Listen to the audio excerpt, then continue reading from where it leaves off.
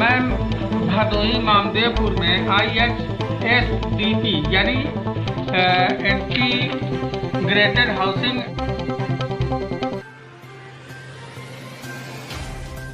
आपका स्वागत है। आप देख रहे हैं NIP न्यूज।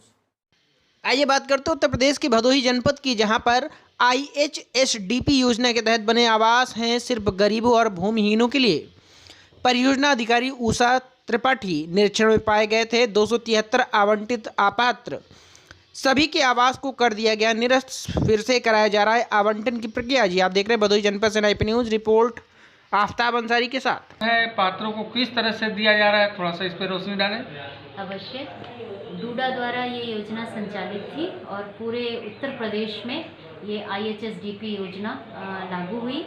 पूरे देश में हुई, साथ ही उत्तर प्रदेश में। इसमें ऐसे गरीबों के लिए आवास बनवाए जाने थे जिनके पास अपनी ज़मीन नहीं थी। तो तत्समय ये कार्य UPPCL कार्यदायी संस्था को दिया गया और भदोही में एक प्रोजेक्ट इसका था जिसमें 360 आवास मामदेवपुर में बनाए गए थे।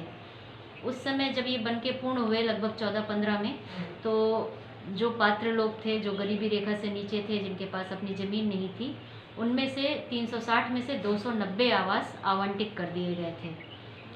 गत वर्ष जब मैं इस जनपद में आई तो निरीक्षण के लिए मैंने देखा तो वहाँ पे मात्र 290 में से 17 लोग आवासरत पाए गए थे।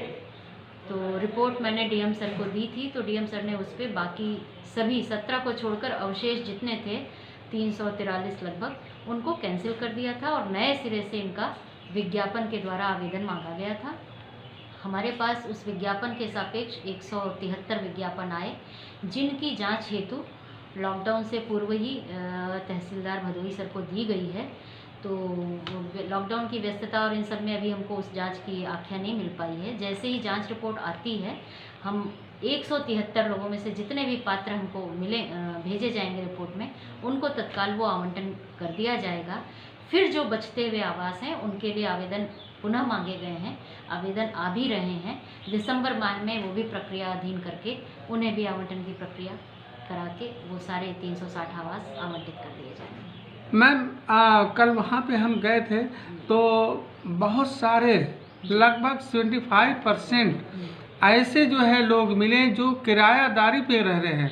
मतलब कि नाम दूसरे के आवंटित है, लेकिन वो लोग रह नहीं रहे, दूसरे को दे के किराएदारी वसूल रहे हैं।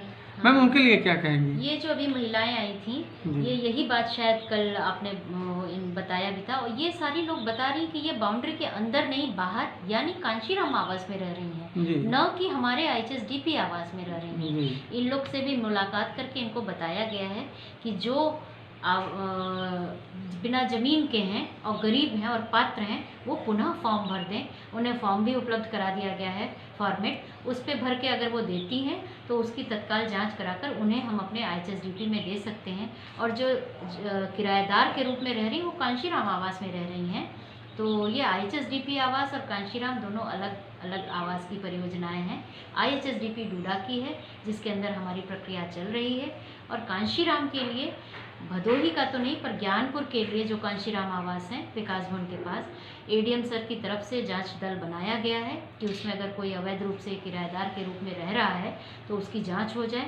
तो तहसीलदार महोदय की अध्यक्षता में टीम ADM साहब ने गठित कर दी है, वो भी जांच के अंदर है।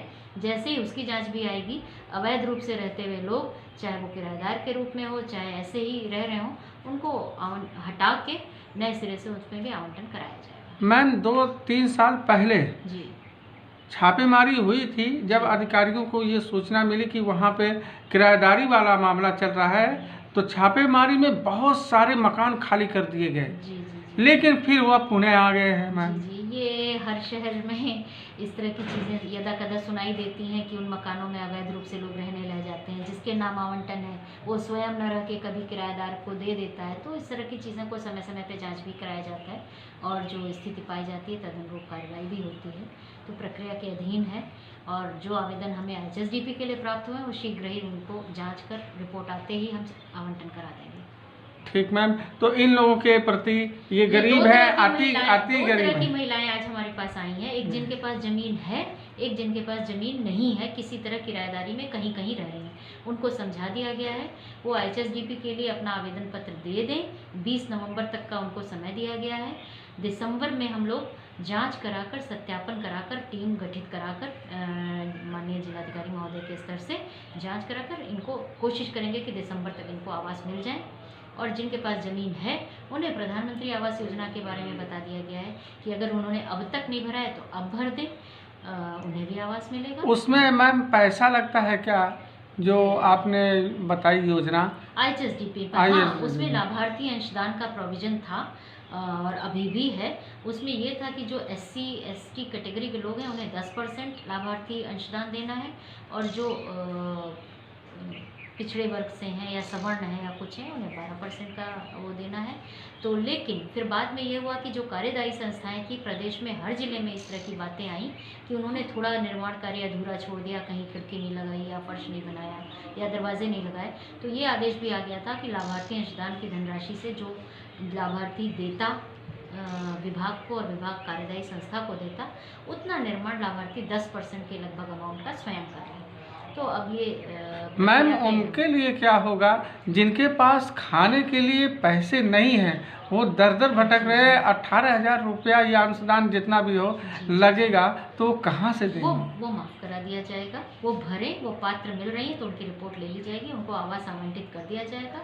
और जिस दशा में आवास है, अगर उसमें खिड़की नहीं लगी होनी तो वो अपने पास जब पैसा आएगा तो लगवा के उसमें, बाकी आवास तो बना हुआ है, 2 कमरे, किचन, लेटरिन सब बनी हुई है, रहने लायक है, छत है पक्की, तो सब रह सकते हैं। मैम कल हम गए थे, देखा कि उन लोगों के पास इतने पैसे नहीं कि 2 वक्त की जो है रोटी वो इकट्ठा कर सके। लाभार्थी अंशदान माफ़ करने की बात सरकार के मतलब तरफ से हो जाएगी, क्योंकि ये प्रक्रिया में भी है कि जो नहीं अगर आवास में हो पाए हैं छोटा मोटा 10% धनराशि के करीब काम, वो लाभार्थी स्वयं जब उसके पास पैसा हुआ करा लेगा। फिलहाल उसको आवास मिल जाएगा और वो उसमें रह सकता है। ठीक, धन्यवाद मैम।